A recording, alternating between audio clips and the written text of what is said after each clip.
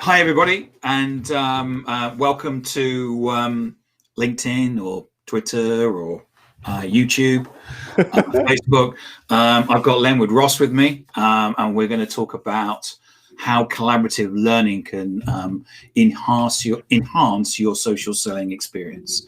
Yeah. Before we get into it, so Lenwood, tell people where they can get hold of you. What are your social networks? Sure. You can find me on LinkedIn, Lenwood M. Ross on LinkedIn, and you can find me on Twitter, the Twitter channel. So Lenwood_Ross on Twitter. You can also get me on my website, Accelery.com, ACCELERY.com. You can actually schedule a meeting with me there if you really want to talk.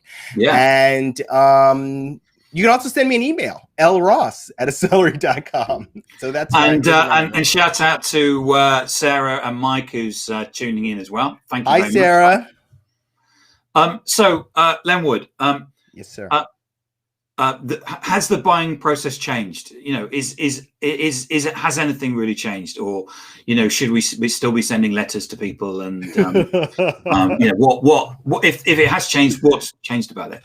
Yeah, absolutely. The buying process has changed, and it's really it's a combination of things that are really going on. There's the sort of digital aspect of it, and then there's just the pure complexity of the problems that people have to solve and how technology is really being infused all over the place. But what we see happening is that the expectations that buyers have in B2B are now they want to see the same kinds of virtual experiences that they were experiencing in B2C. Yeah. Right. And so those changed expectations, just change the way in which they want to interact with their B2B suppliers. And we all have one of these, and we're used to going online and doing research. If I tell you this is the best glasses case in the world, all you're going to do is go online and you're going to research it, and you'll probably come back to me and say it's not the best glasses case in the world. Actually, Tim, there's these three, and there's this one made in Iceland, which is because that's the power of the research that we can do, and your buyers are absolutely. Absolutely. And all that research you would have done without without salespeople knowing about it. Absolutely. That is so right. What I do oftentimes, right, is I'll go and I'll snap a picture of something. Yeah. And I'll say, what do you think of this? Right. And so you just see people doing much more of that. Social media has played a huge role, right? That's just in the last few years where people are really going on social media and talking to other people about not only their problems, but their solutions, the potential solutions, who are the best vendors. So nobody really accepts what the brand says anymore. Well, the brand always says the same thing. They're brilliant. It's interesting you say that, because there's some new figures came out from Simon Kemp. But the people out there, if you don't know Simon Kemp, he is probably the one person you need to follow on LinkedIn. He produces these figures, which Hootsuite and We Are Social very kindly sponsor and pay for, but he's the person that actually comes up with the figures about social media. And he said, so there's 55% of the world's population now on social media. I mean, it's colossal. Wow. 500 million new users joined social media over the last 12 months. 500 million. Wow, 500 million? 500 million. So there's 4.33 billion of the world's population. 55.1% of the world's population are on social. That's 16.5 new users every second. Wow. Wow, that's so interesting. I remember I actually saw this saw your post, and I responded to it about these numbers. But I remember it must have been 2001. Okay, so 20 years ago, exactly 20 years ago, Amazon was at $7 a share. And I knew the internet, it's taking off. People are going to be on the e-commerce. And I thought to myself, I need to buy up some of this Amazon. Of course, I didn't do it. And, boy, oh boy. I don't know if we'd be having this conversation if I had bought as much Amazon as I wanted to. I still remember the conversations which are around, you buy books off the internet. Do you really? What? Do they actually arrive? Well, it's like I still remember the. So anyway, thanks, Mike, for the comment. Yeah, absolutely, social proof. I mean, whenever we go online, we check people out. If you cold called somebody, you say, I had someone who sent me an email today. It was pretty sad that he'd sent me an email, but a cold email. But I immediately went and checked him out, and everybody does that, right? But it also, in terms of the buying process, is the number of people increasing in so rather than it being just one person that you can cold call or one person you can email, even in my company, which is small, it's pointless actually sending it me because I'm not the person that made the decisions. I'm just the person that signed the checks. Are the number of people involved in the sale getting increasing? Absolutely. The number of people seems to go up every year they're involved in the sale. And it's a combination of factors, right? One, it's the complexity of everything of the things that people are trying to buy, the businesses are trying to buy, and the solutions they're trying to implement. So that requires internally more people to be involved, right, in the buying process. And then there's the going out online and being on social media, and you have all these influencers, whether it's people in other companies, what did you use, what did you do, or experts in the industry, right? Or if you're strategic about your social media, it's people in your company, right? That people get to encounter and influence in the buying decision. So there's a huge number of people involved in the buying decision, and that complexity and the number of people is actually slowing the decision-making process down, and in some cases, ending it entirely. So I mean, I'm working with a supply chain software company at the moment, and they reckon there's about 100 people involved in the sale. Wow. And because there's finance, there's supply chain, there's right. IT, there'll be the procurement and supply chain could be two different departments. Absolutely. They're selling. This is B2B enterprise sales where there can be some of their target clients can have 100,000 employees. So how do you spot those 100 people? And cold calling one person or a couple of people is just too time consuming and laborious, whereas social actually enables you to scale and accelerates that process. Absolutely. It makes perfect sense. So the question for you is social selling a process? And if absolutely. What explain to me the steps that you would go through. Well, the first thing that you need to do is you need to address your personal brand, right. Your presence on the social media platforms. That's the first thing you need to do.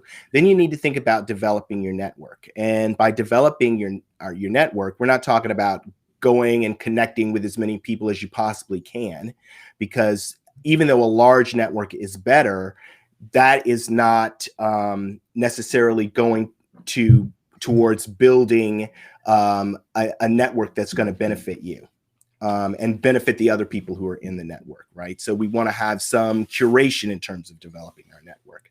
The third thing you want to do is really optimize your presence for the thing that you want to be known for. And that's best done, after you've started developing your network and you've put a little time and thought into it.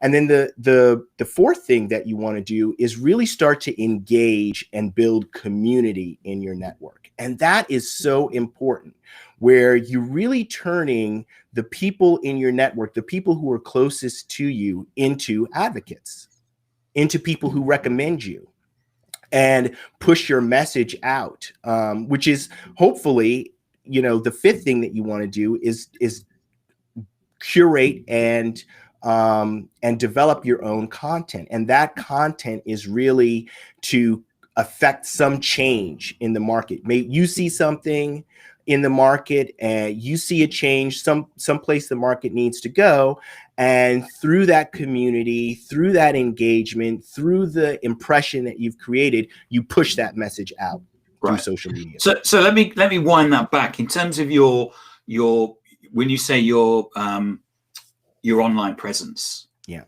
What do you mean by that? But surely all I have to do is I go online, I cut and paste something off the company website, and I do that because it's if it's on the website, it's legit stuff. Right. And I put that on my LinkedIn profile, which is a CV, and I just put that out there. Why isn't the right thing to do? Because the thing that differentiates you from everybody else is you. Right. So your LinkedIn profile really needs to reflect who you are and your values and give people a sense of, who is this person that I'm engaging with? Yeah. And you want that profile to make people want to know you, not your company. Selling things for your company through conversations, that comes later, right? Nothing's going to happen when someone looks at your profile other than them making a split-second decision about whether they want to be part of your network and they want you to be part of theirs. So it's a people thing, really, because when someone looks at your profile, it's highly unlikely that they're going to look at your profile and go, do you know, I was looking for those widgets and I want to buy some. But it's about, there's Lenwood. I'd actually like to go for a beer with Lenwood and that sort of thing, rather than I want to buy those widgets. Absolutely. It's do I like Lenwood? Is that's the first thing that happens before we get into a thought process about whether Lenwood has anything valuable to say. Does Lenwood have anything valuable to add to me? The first thing is, do I like Lenwood? Because even when you talk to buyers, or anyone for that matter, you might have a lot of value, but if people don't like you, they don't want to interact with you. Yes.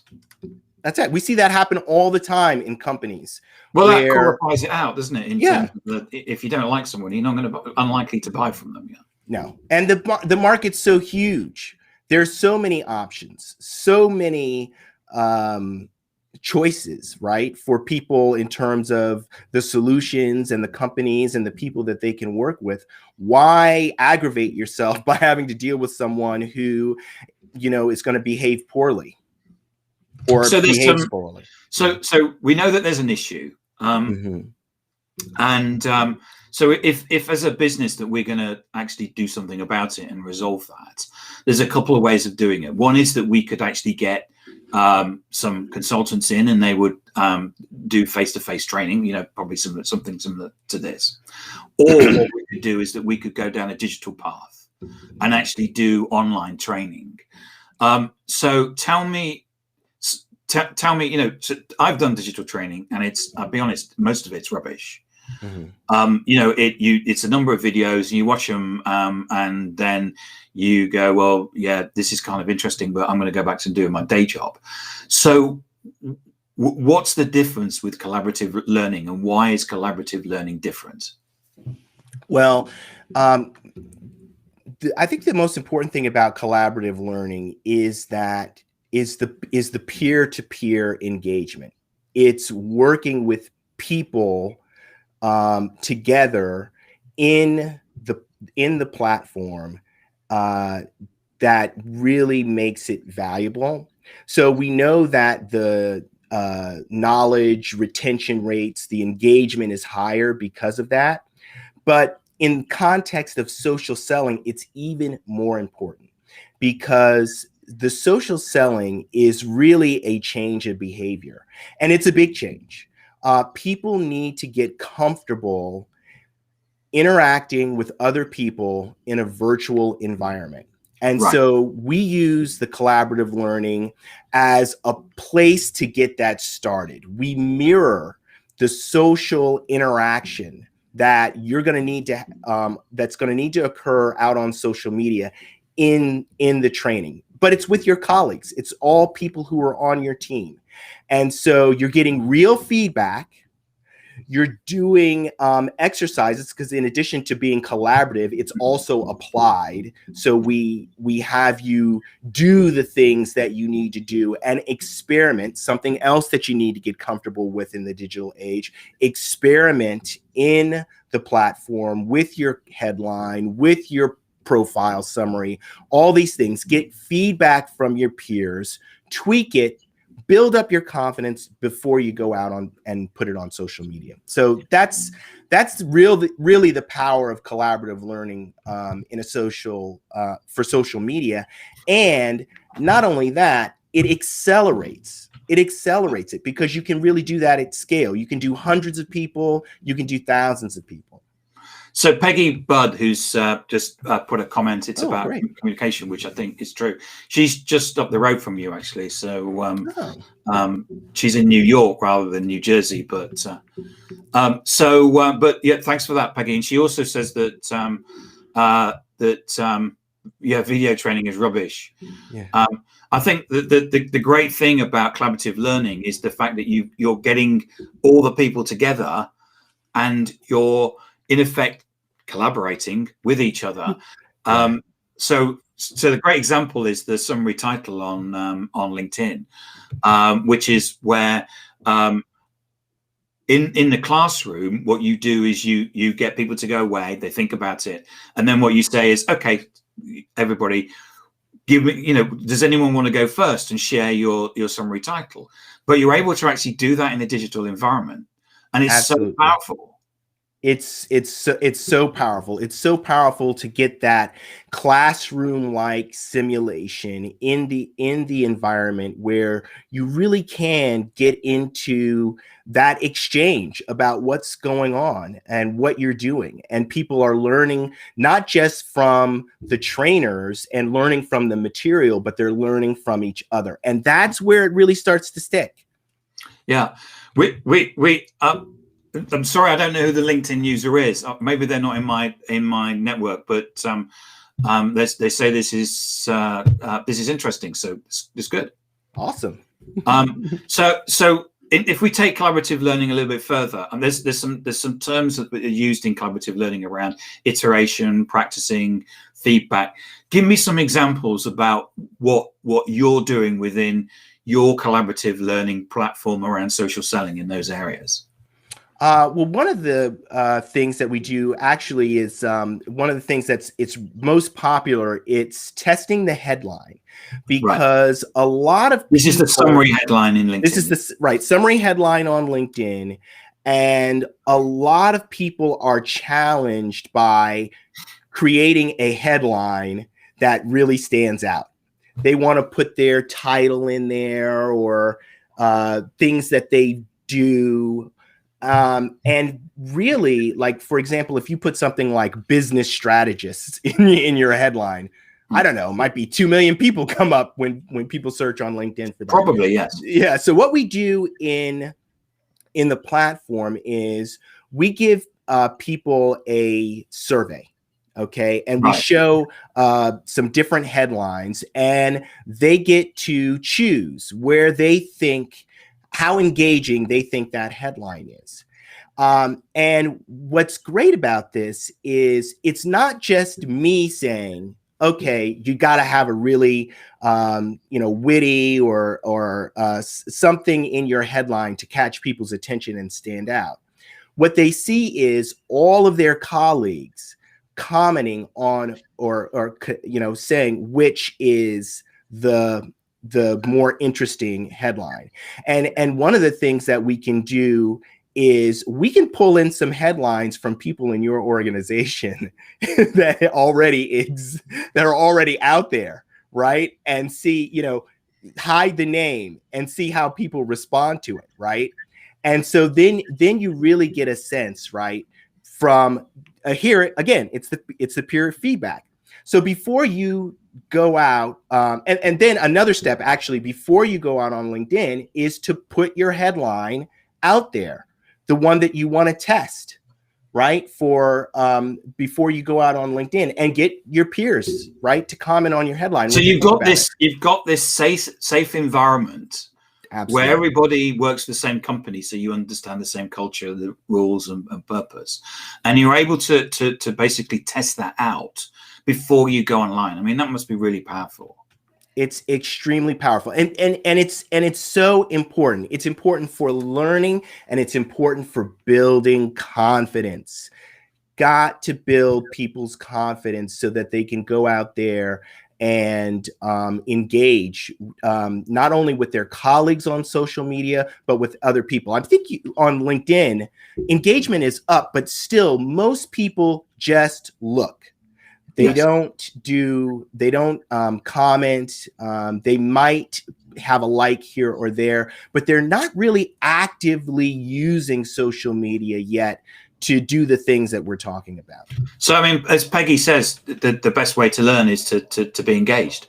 Absolutely. Absolutely. Retention rates go way up. And that's what you need. You got to have high retention because you got to have change behavior. Yeah, and I love this comment here from Sarah as well, which is when she changed her headline that she had 3 people message her. I know people that you know, when they've changed their headline to something personal, the number of views that they go up, you know, have gone up by like 200% or so. Yeah, I mean, I have people comment all the time about my headline. I mean, great. Oh, yes. You know, like, you know, this may be the best headline I've seen on LinkedIn. Yeah. You know that. You know, and that creates a conversation. Yeah, and it's an opportunity for great sales. Absolutely creates a conversation. And I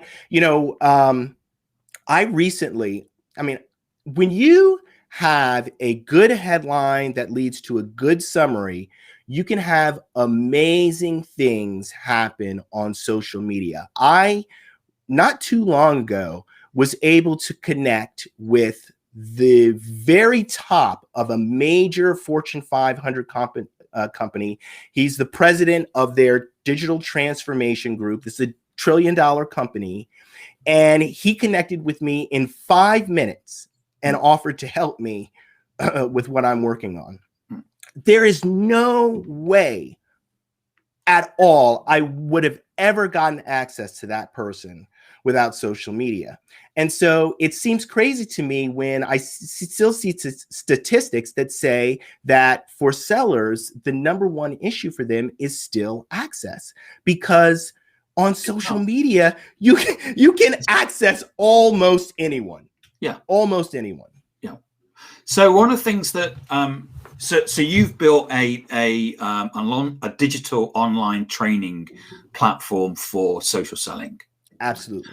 And so is that something that we can go out and as an organization and buy?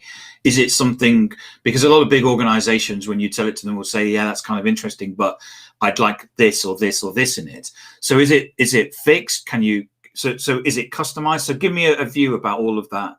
Right. Well, we're using an industry-leading platform, but then we've taken the DLA Ignite methodology and we've adapted that into a SaaS application. So those are 2 really unique things. Then when you're a very large organization, what we can do, because it's a SaaS application, is we can adapt. We can add videos from your management in there. We can take things out, add your own branding. There's lots of different things that we can do to really make it for your organization. Okay, so in terms of we've got a collaborative platform that should be used by big organizations, and you can change stuff as well. Absolutely. Right. Yeah. I mean, we'll take the minimum number of users is 50. Right. And then organizations with hundreds of thousands of users are use the platform, and so that means that this social selling program is accessible to those organizations as well.